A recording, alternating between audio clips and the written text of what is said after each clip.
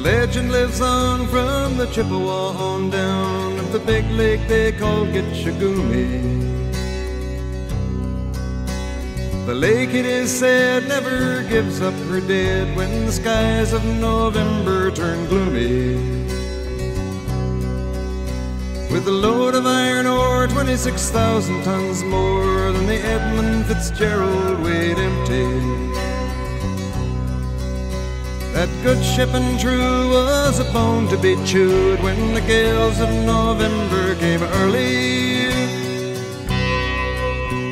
The ship was the pride of the American side, coming back from some mill in Wisconsin.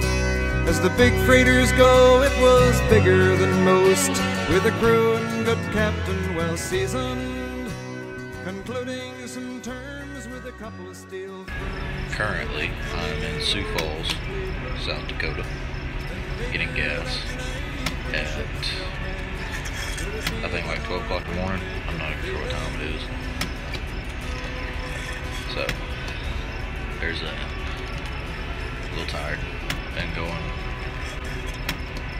right at 24 hours, so we're getting it. And the wave broke over the railing, and every man knew, as the captain did too, 'twas the witch of November come stealing. The dawn came late and the breakfast had to wait when the gales of November came slashing. When afternoon came, it was freezing rain in the face of a hurricane west wind.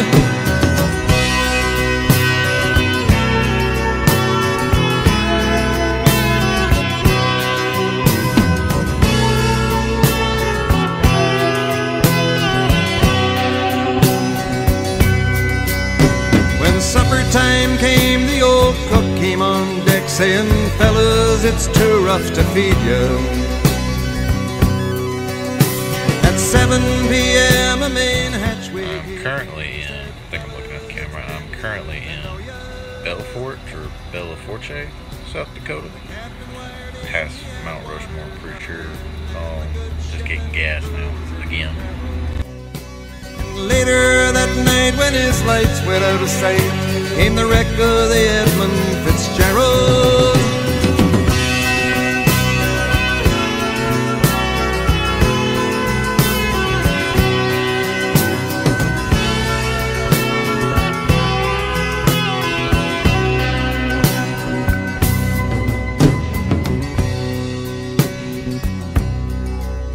Does anyone know where the love of God goes when the waves turn the minutes to hours? The searchers all say they'd have made Whitefish Bay if they'd put 15 more miles behind her. They might have split up or they might have capsized. They may have broke deep and took water. And all that remains is the faces and the names of the wives and the sons and the daughters.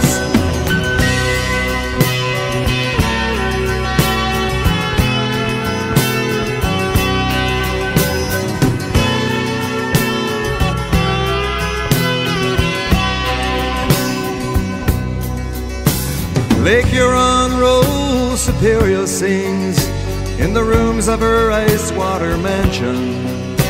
Old Michigan steams like a young man's dreams. The islands and bays are for sportsmen. And farther below, Lake Ontario takes in what Lake Erie can send her. And the iron boats go, as the mariners all know, with the gales of November remembered.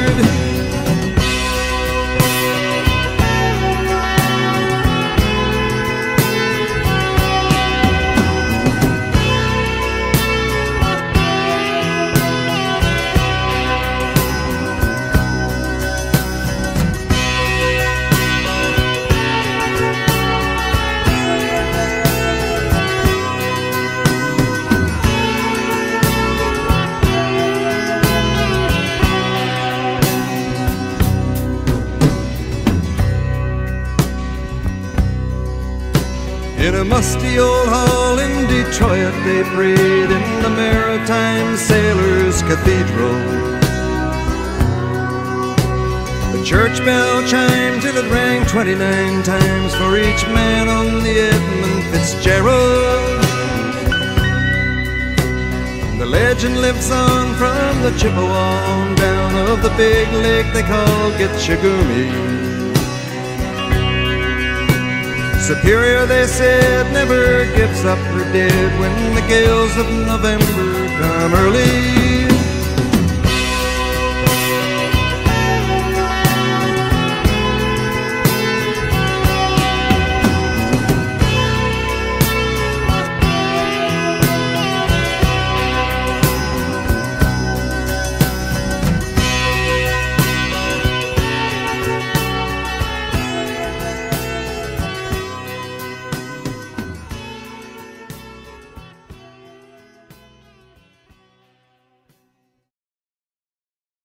Seven, 6, 5, 4, 3, 2, 1. You'll never have the sacred stone.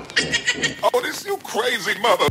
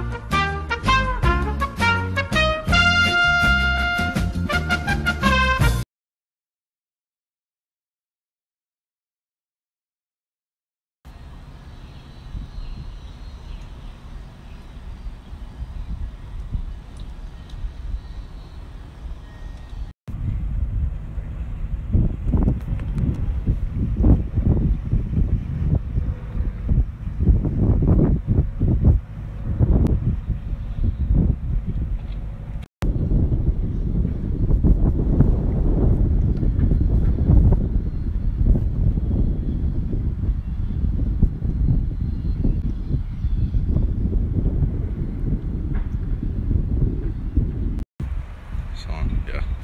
So I'm down here at the docks, and somebody is baking a delicious smelling apple pie. It's one of my favorite things in the world. But I'm just down here at the docks. I'm taking pictures. Of course, all this don't go in the videos, don't go on Facebook, Instagram, everything. But God, I love it here. It's definitely different from where I'm from down south. It's a nice cool temperature up here. It's not hot. Of course, not saying that it can't get hot, but where I'm from, it's not uncommon for it to be about 105 on a good given July day. I'm enjoying this.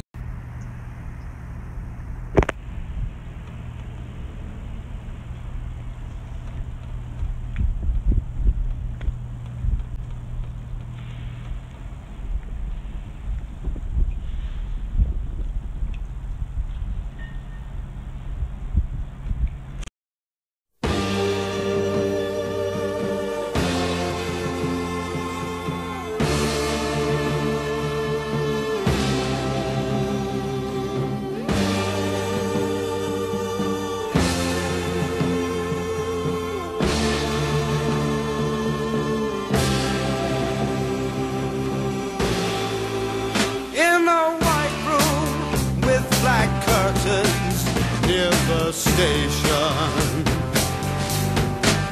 black roof country, no gold payments, tired starlings, silver horses ran down moonbeams in your dark eyes. Dawnlight smile on you leaving my contentment.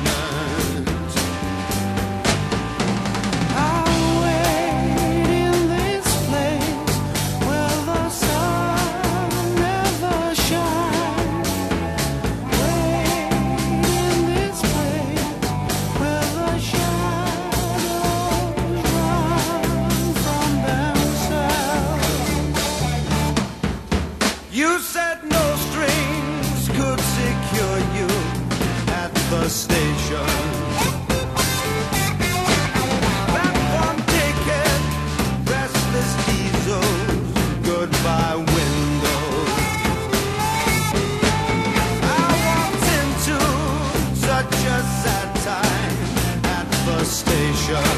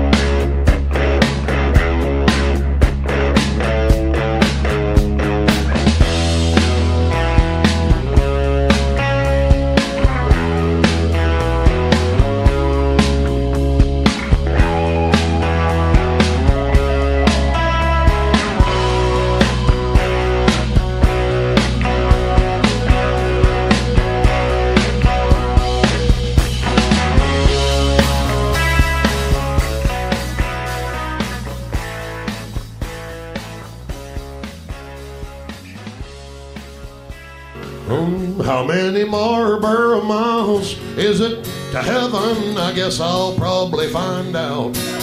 When I'm lying in the arms of the good Lord coughing, I'll have to put the cigarette out.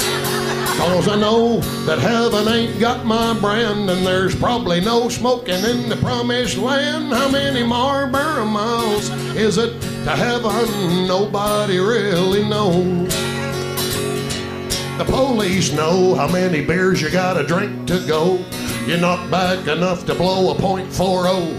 Doctors know the dangers of alcohol, and we're all getting high on cholesterol. But when cigarettes kill me, I guess I'll quit. But heaven ain't the place for a nicotine fit. Maybe they'll have a dip of skull and a place to spit. I'll have my pastor Philip Morris check on it. How many Marlboro miles is it to heaven? Lying in the arms of the...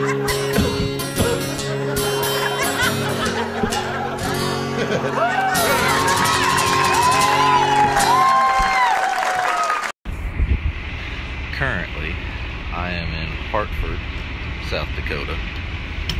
Past Mount Rushmore a long time ago. So I'm almost home. Need to pull that back out. But I'm almost home. I should get there about between 9:30 and 10 o'clock tomorrow. Not bad. Not bad timing at all.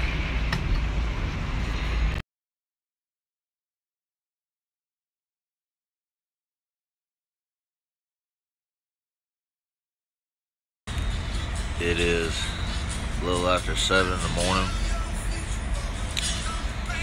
And I'm in Kentucky. I don't know what the f that is playing. It's too early for this shit. Tired. If I look like I've been asleep, it's because I have been. Almost home. Almost home.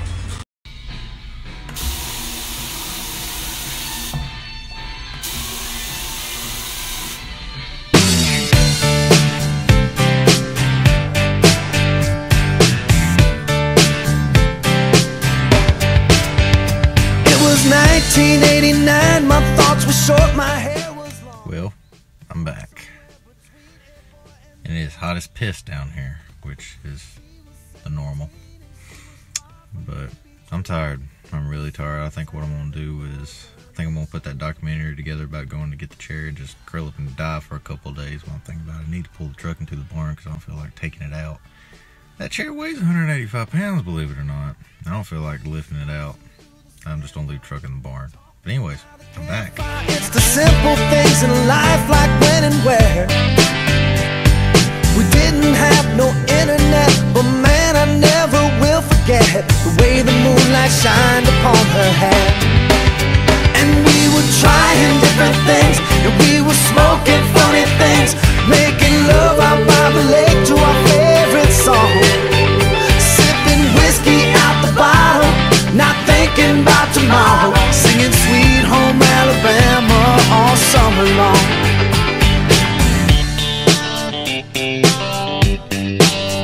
Singing Sweet Home Alabama all summer long. Catching walleye from the dock, watching the waves roll off the rocks. She'll forever hold a spot inside my soul. We'd blister in the sun, we couldn't wait for night to come to hit that sand and play some rock and roll. While we were trying different things, and we were smoking funny things, making love out by the lake to our favorite song, sipping whiskey out the bottle, not thinking about tomorrow, singing Sweet Home Alabama all summer long. Oh, hello there. Hello there. Bad Obi-Wan Kenobi impression. Anyways, here's the chair, and here's me sitting in the chair, and I know my t-shirt is very wrinkly, but it is a little after 12 o'clock, and I really don't care. Anyhow, it is now, the chair, sitting in it, is now in my den, and I could not be happier with it, and it is actually really, really comfortable. I have to tell you, it really is. I'm enjoying it. I love it. This thing weighs a lot. I said previously in the video it weighs 185 pounds. I think the chair by itself weighs like 135, 140, and then the pedestal probably weighs 10, no, footrest probably weighs 10 something, and then the actual pedestal weighs maybe 30, 15 pounds, something like that. Point is, it's heavy. This is screen accurate, except for the seat and the back of the chair are made out of bronze, and the one in the movie was wood, although when KF Industries made the Rockaways, they did not have a wood option. They made the wood seat in the backing for the movie to make it lightweight because it is heavy. Like I said, it's comfortable, and this was a really, really great find. This was owned by one of my longtime friends, Jesse Thompson. He makes those wonderful Orca models, you know. You see him a lot. He'll make them, put them on eBay. He makes them for people. I've known Jesse for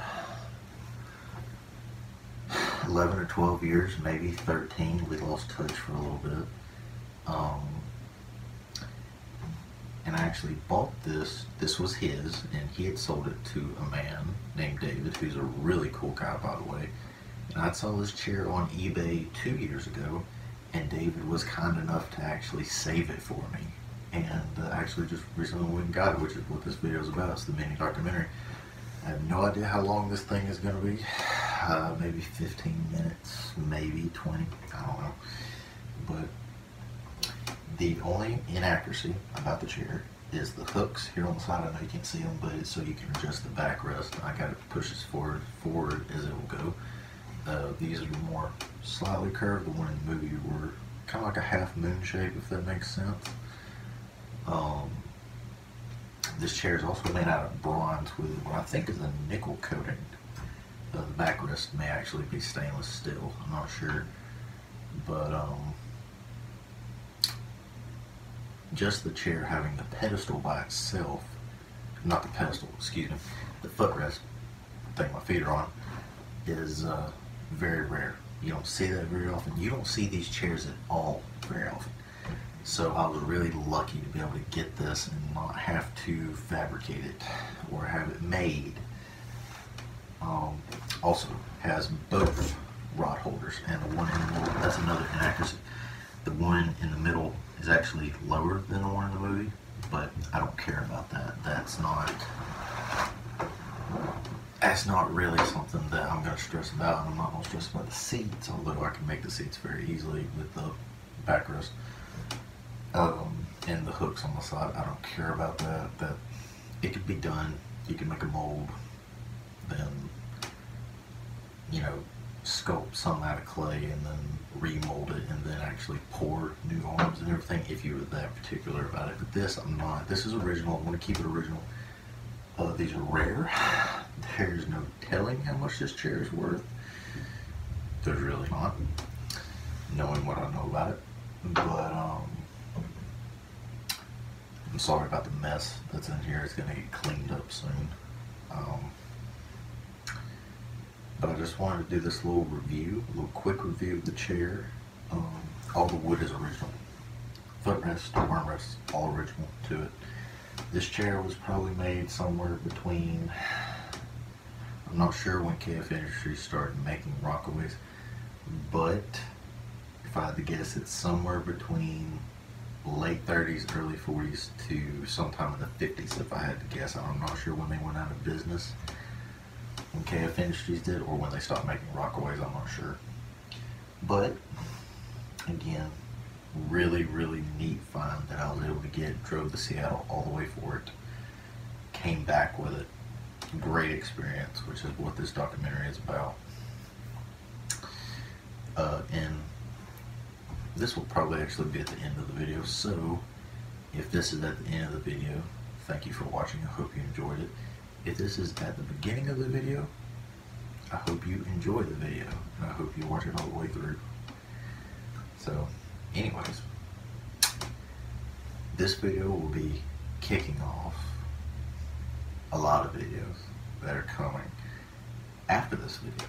So, I hope y'all stick around to watch and be on this journey with me as we rebuild the Orca, the most accurate replica, full-size version that there will be. And I do mean the most accurate. The most accurate. I'm going to get it to within 99%, if not 100%. I'm going to try. And I have OCD. Well, I don't have OCD, but I'm very particular about things.